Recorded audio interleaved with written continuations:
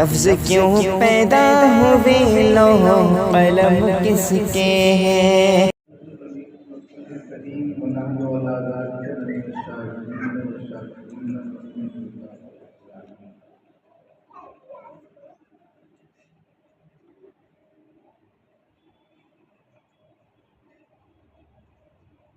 تمام عقیدتوں کو، ارادتوں کو، محبتوں کو، عشق کو سمیٹیں، ججا کریں اور بڑے خود شوق میں اس نیت کے ساتھ ابھی نبی کو سلام کریں گے، ابھی نبی سے جواب ملے گا، درود پاک پڑھیں۔ مولانا محمد وعلى آله سيدنا ومولانا محمد وبارك وسلم صلاة وسلاما عليك يا رسول الله۔ حضرات، آج جشن موضوع دوارا کا انعقاد ہے والد رسول اولاد رسول کے گھر میں، اور یہ سلسلہ 6 بجے سے لگاتار مسلسل کے ساتھ چل رہا ہے،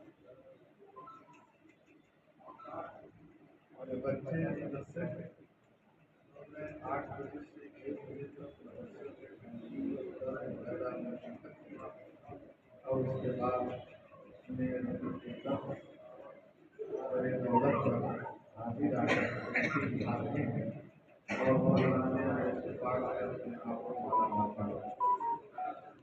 آپ حضرات بھی کے حافظ ہیں، اور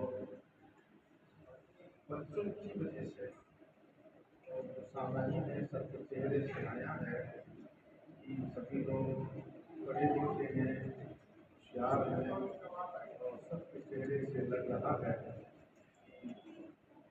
یونیورسٹی، کالج، اسکول سب لوگ جانے والے رہے ہیں۔ آپ کے سامنے اسی طرح کی بڑی چیز کرنے میں کوئی مظاہرہ نہیں ہوگا، لیکن میرا موضوع بڑا ٹف ہوگا، دوسری بات ہے میں کشمکش کا شکار ہوں کہ وہ موضوع اور میں بات کروں کسی کی چھوڑ کسی کی بات بنا بڑی دیر سے فیصلہ نہیں لے پا رہا تھا۔ اب وہ بڑا کانفیڈینس ہے، ہمارے بچے جو ہیں ان کو میں نے پڑھایا ہے، ہمارے پاس دیکھ رہا ہے، ہمیں یقین ہے کہ میں اپنی بات ان سے ضرور تاکہ آپ حضرات پھر سے درود شریف پڑھیں۔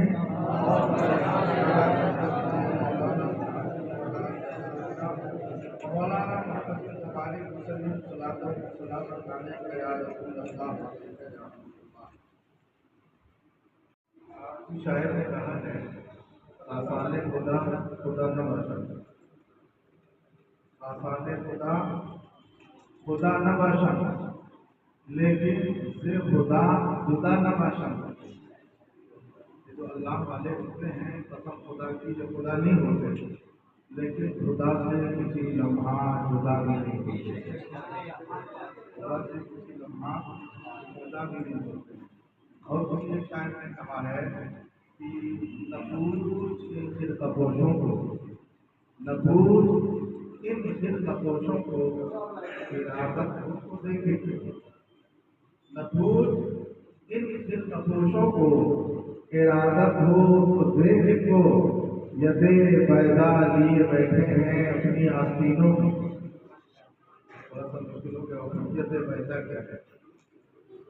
یہ کتاب کہتے ہیں بیضا سفید نورانی چمکتے ہوئے ہاتھ، نفوس ان خرقپوشوں کو ارادت ہو تو دیکھ کو، یدے بیضا لیے بیٹھے ہیں اپنی آستینوں میں۔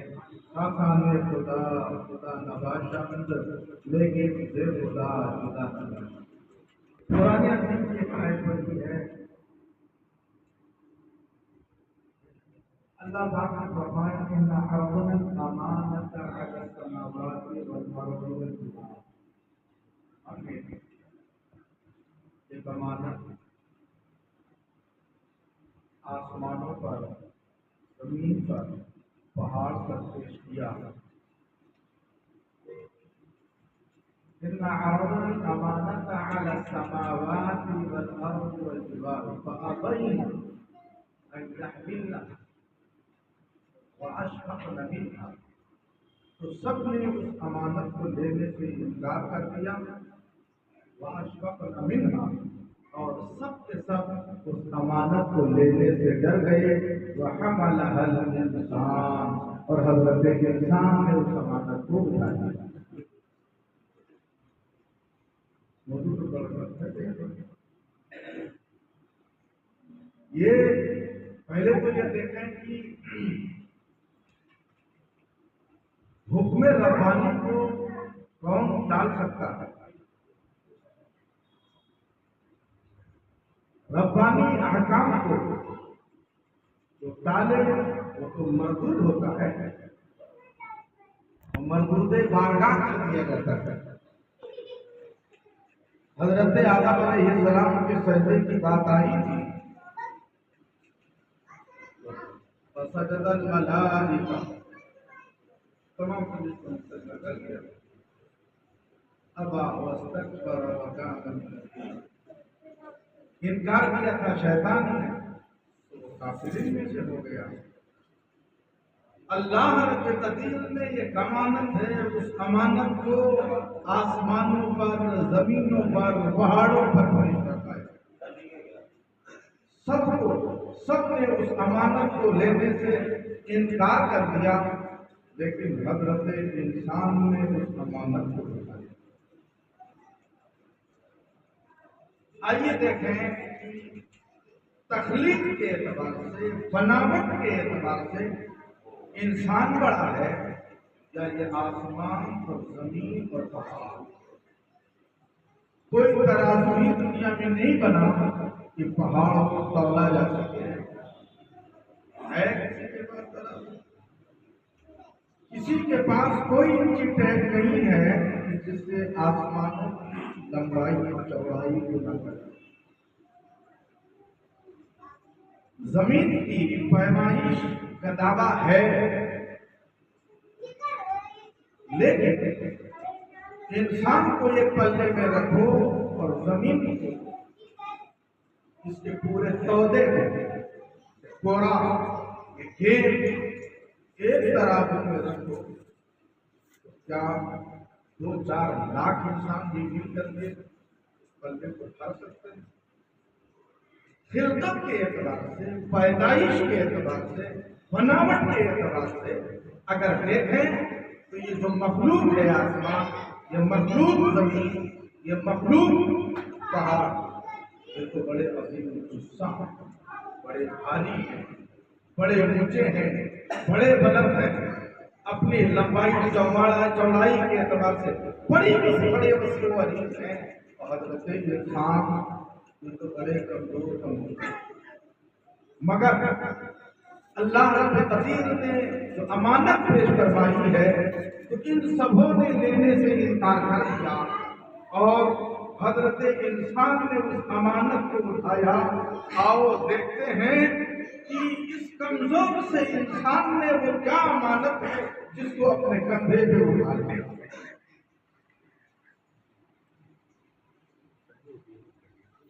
اب میں مفسرین کی بارگاہ میں جاؤں، ان کی تشریحات مانگوں تو بات طویل ہوتی جائے گی. میں ذرا سکتے ہوئے آگے بڑھتا ہوں. پوچھنے والوں نے پوچھا تھا، او حضرت آدم، آپ نے اس امانت کو اٹھا لیا، سب نے انکار کر دیا، تو کہا کہ جس وقت ربانی عنایات ہو رہی ہے، جس وقت ربانی حکم ہو رہا تھا، تو مجھے نہ نظر تھی اس بات پر کہ امانت کیا ہے، نہ نظر تھی اس بات پر کہ اس امانت کے تہ میں دشواریاں اور پریشانیاں کیا ہے. میری نظر تو یہ تھی کہ رب العالمین دے رہا ہے، اس کا بندہ لے رہا ہے. خدا دے رہا ہے اور بندہ لے رہا ہے. جو دے رہا ہے وہی مشکلوں کو بھی حل کرتا ہے. اس نیت سے ہم نے بتا دیا وہ امانت کیا ہے. حضرت علامہ پانی پتی رحمۃ اللہ تعالیٰ سے فرماتے ہیں یہ امانت ہے نور العقل اور نار العشق. یہ امانت کیا ہے؟ نور العقل اور نار العشق. یہ مادہ، یہ امانت صرف انسان کے پاس، ملائکہ کے پاس بھی نہیں. آسمانوں میں، زمین میں، پہاڑوں کے پاس تو تصور بھی نہیں کیا جا سکتا. یہ جو امانت ہے نور الحق نار العشق، یہ مرکہ صرف اور صرف انسان اور حضرت انسان کے اندر پایا جاتا ہے. نور العقل کا کام کیا ہے؟ دیکھیں، فرشتے کا اپنا ایک مقام ہے، وہ مامور ہے، اللہ نے ان کی ڈیوٹی مقرر کی ہے اور وہ بھی تابع داری میں لگے ہیں.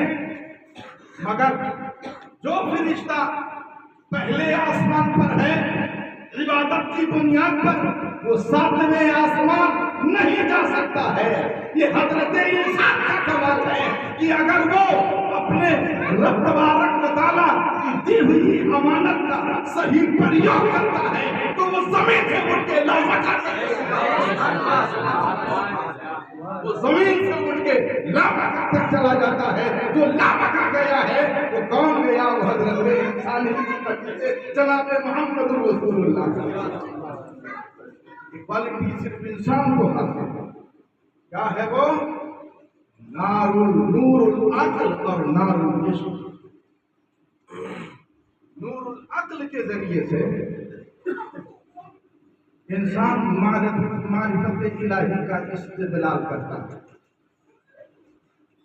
باقی جتنی مخلوقات ہیں ان کو جو شعور ہے وہ من جانب اللہ انہیں شعور عطا کر دیا گیا، انہیں کوئی آزادی نہیں. چاند کا کام ہے چمکنا، سورج کا کام ہے شعاعیں بکھیرنا، پہاڑوں کا کام ہے کھڑا رہنا، زمین کے بیلنس کو برقرار رکھنا.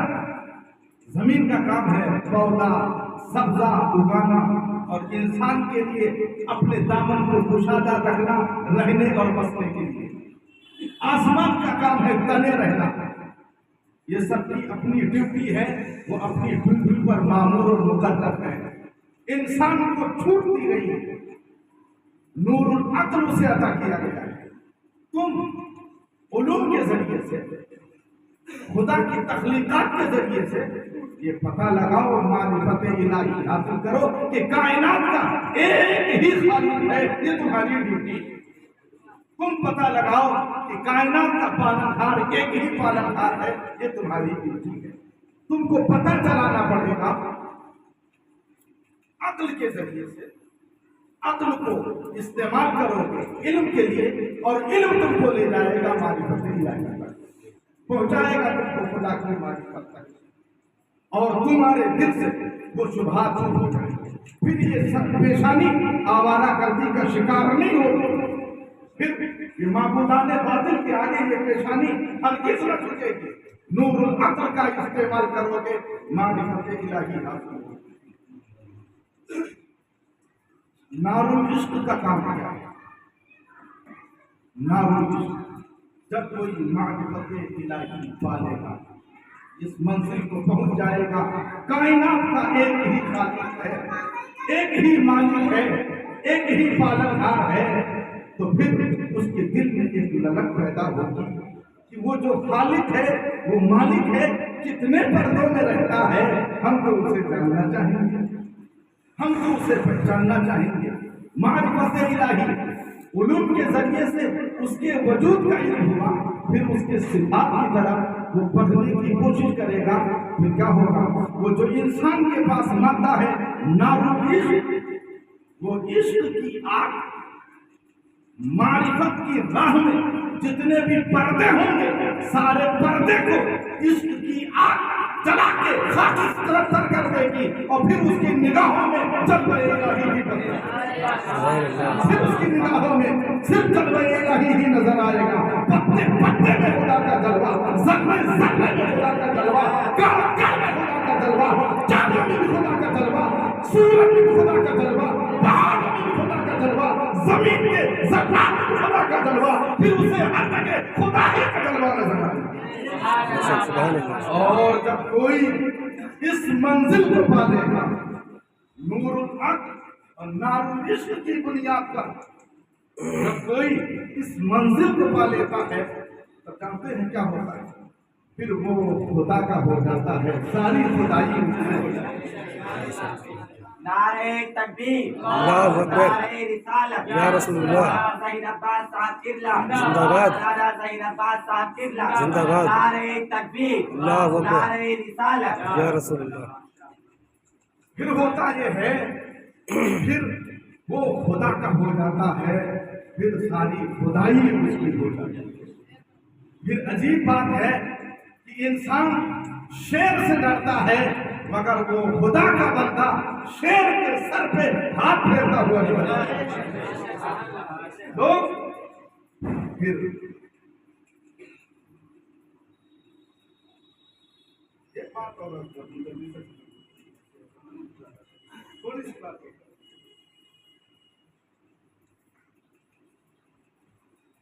سماج میں ایک بات ہوتی ہے جو مقدر میں لکھا ہوگا وہ دیکھو ہوتی ہے نا، ارے ہمارے گھر میں بڑے بوڑھے کہیں کوئی بات ہو جائے اگر بھیا مقدر میں لکھا تھا، ایک بات یہ بتائیے جب سب کچھ مقدر میں لکھا ہے وہی ہوتا ہے تو یہ نماز کے بعد ہاتھ پھیلا پھیلا کے دعا کرنے مانگتے ہیں، ملا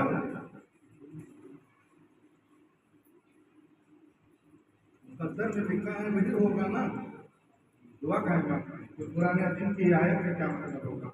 ادعونی استجب لکم، مجھ سے مانگو قبول کروں گا۔ یہ قبول ہوگا کہ ہاں سب کو مقدر میں لکھا ہے۔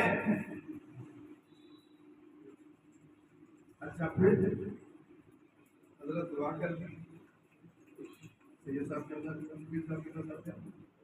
حضرت دعا کر دی،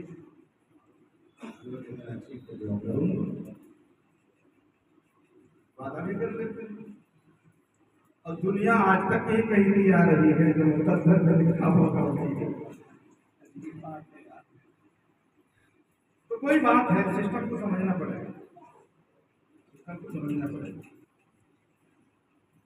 اس کا مطلب یہ ہے کہ مقدر میں جو لکھا ہوگا وہی، لیکن کچھ چیزیں ایسی ہیں جو مقدر کی لکھی ہوئی چیزیں مٹ بھی جاتی ہیں، اس میں رد و بدل بھی ہوتا رہتا ہے، اس میں تبدیلی ہوتی رہتی ہے، اس کو علمی زبان میں کہتے ہیں تقدیر کو، ایک تقدیر معلم اور ایک ہے تقدیر مبرم اور ایک ہے شفیع و مبرم۔ ایک تقدیر تو وہ ہے آپ چلنے لگے 20 روپیہ نکالا، بیوی کو دیا، اماں کو دیا، کسی غریب کو دے دینا، سفر پہ جا رہا، اور مقدر میں یہی تھا، آؤ میاں تمہاری گاڑی کے نیچے کتا آئے گا، تمہارا ایکسیڈنٹ ہوگا، تمہاری ٹانگ ٹوٹے گی، مگر وہ جو 20 روپئے کا صدقہ ہے نا اس نے کتے کو ہٹا دیا، اپنی گاڑی پار ہو گئی، ٹھیک ہے، چلنے لگے، سعادت مند بیٹے ہیں، کہاں سفر پہ جا رہا ہوں، والد محترم دکان جا رہا ہوں، سر پہ ہاتھ رکھ دعائیں دیتے جاؤ اللہ سلامت رکھے۔ اب کوئی گھٹنا، کوئی مصیبت آنے والی تھی، مثال کے طور پر کوئی پرچی مار کے بھاگنے والا تھا تو اسی کی آنکھ میں جو پرس مارنے والا تھا اسی کی آنکھ میں چینٹی گھس گئی، وہ اپنا آنکھ ملتا رہ گیا، آپ نکل گئے، دعا کہاں؟ جس کو کہتے ہیں تقدیر معلم، ہاتھ ہو لیکن نیکیوں میں دعاؤں میں بٹا دی۔ اور ایک تقدیر ہے تقدیر شفیع و مبرم، یہ چھوٹے چھوٹے صدقوں سے بھی، عام لوگوں کی دعاؤں سے بھی نہیں ہو سکتی۔ اس کے لیے اولو العزم لوگ چاہیے ہوتے ہیں، اس کے لیے اہل اللہ چاہیے ہوتے ہیں، اس کے لیے تقرب من اللہ جسے نصیب ہے وہ لوگ چاہیے ہوتے ہیں، اس کے لیے اللہ کے بڑے برگزیدہ بندوں کی ضرورت ہوتی ہے۔ پھر ہم گھر میں پریشان ہوتے ہیں، جب بات نہیں بنتی تو ٹکٹ کراتے ہیں، کہتے ہیں چلتے ہیں نا بارگاہ حضور مفتی اعظم میں، چلتے ہیں سرکار اعلیٰ حضرت میں، اب چلتے ہیں مارینا مطہرہ شریف، چلتے ہیں حضور سید غلام جیلانی کی بارگاہ میں۔ اب تو گھر میں امام صاحب کی دعاؤں سے بھی کام نہ بنا، ماں باپ کی دعاؤں سے بھی کام نہ بنا، اب تو کسی اولو العزم بندے کی ضرورت ہے، تو ہم سفر کرتے ہیں وہاں، اور یہ وہ لوگ ہوتے ہیں کہ مقدر میں لکھا کچھ ہوتا ہے، بڑا اٹل ہوتا ہے، مگر جب یہ ہاتھ اٹھا کے دعا کر دیتے ہیں تو اللہ اس تقدیر کو بدل دیتا ہے۔